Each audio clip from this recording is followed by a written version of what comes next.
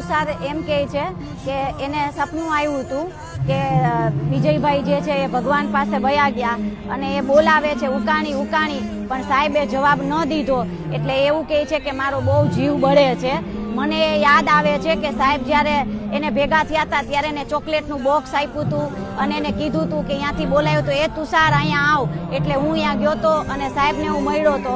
સાહેબ જ્યારે ભેગા થતા ત્યારે મને બોલાવતા, તુષાર અહીંયા આવ એમ કહેતા અને હું જાતો અને હું એને ભેટી પડતા સાહેબ, અને હું એને પગે લાગતો અને સાહેબને ચુંબન કરતો અને સાહેબના ઓવરણા લેતો, એવું એ કહે છે. એ તમે આ લગભગ મારે બોલવા જેવું નથી, જે કહી શકું કે શબ્દ નથી, કારણ કે આપ જે વિડીયોમાં જોવો છો એ વિડીયો એકદમ નેચરલ છે. સાહેબે એને સહજતાથી બોલાવ્યો હતો કે તુષાર અહીંયા આવ. દૂર બેઠો હતો અને ત્યાંથી સાહેબ એને જોઈ ગયા અને સાહેબ એને બોલાવ્યા. જ્યારે જનરલી આપણે કહીએ કે મુખ્યમંત્રી હોય એટલે એમના પ્રોટોકોલ હોય, એમને એ રીતથી નામથી બોલાવવાના હોય. જ્યારે તુષાર છે હંમેશા એ ગમે ત્યાં સાહેબ આગળ જતા હોય અને ત્યાંથી એ બોલાવે, એ ઉકાણી એટલે સાહેબ સહજતાથી એની પાસે આવી જતા અને તરત જ તુષાર કેમ છે, શું કરે છે, મજામાં છે, તે તો સરસ મજાના કપડાં પહેર્યા છે, આવી સરસ મજાની સાહેબ તુષાર સાથે વાતો કરતા હતા.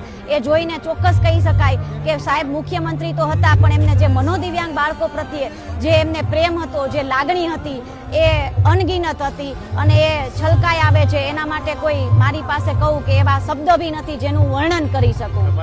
અત્યારે ખાસ જે કહું ને કે સાહેબ જ્યારે મેં ખાસ એક દિવ્યાંગો માટેનું જ્યારે વાત કરું કે મેં દિવ્યાંગો માટેનો એક પતંગ મહોત્સવનું આયોજન કરેલું હતું અને આખા સૌરાષ્ટ્રમાંથી અમે 8,000 દિવ્યાંગોને અહીંયા બોલાવેલા હતા અને ત્યારે સાહેબને એક રિક્વેસ્ટ કરવા માટે ગઈ હતી કે સાહેબ આવો પતંગ મહોત્સવ કરવો છે અને આપ હાજરી આપજો. અને સાહેબે 1 કલાકને બદલે સાહેબે કાર્યક્રમમાં 1.25 કલાક રહ્યા અને અમારા દિવ્યાંગો સાથેનો જે કહીએ કે ગમે ત્યારે સાહેબ જ્યારે પણ ભેગા થતા હતા ત્યારે પૂછતા હતા કે તમારા બાળકો શું કરે છે.